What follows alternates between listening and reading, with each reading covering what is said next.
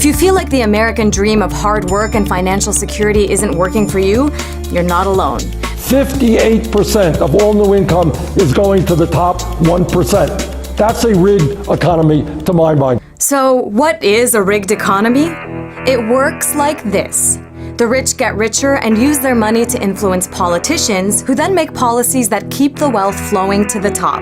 Get this, the top 0.1% of Americans own almost as much wealth as the entire bottom 90%. And they can afford to make sure the system keeps the money flowing one way, up.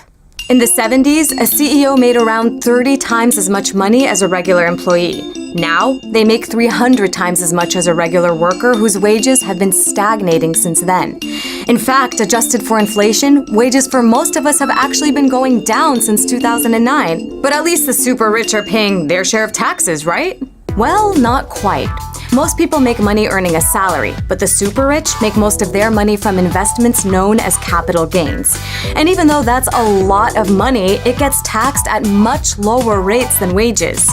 And speaking of taxes, the super wealthy and big corporations have the cash to employ expert accountants to help them take advantage of all kinds of loopholes and pay the least amount of taxes possible.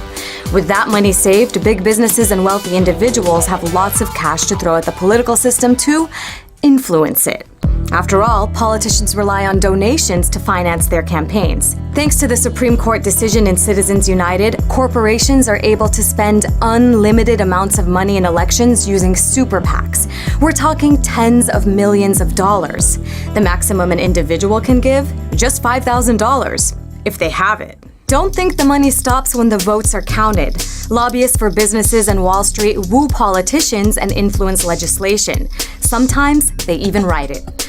Remember back in 2008 when the banks crashed the economy? Congress wrote something called the Dodd-Frank Act to regulate banks and make sure they couldn't do that again. But big banks pushed back hard, and they won.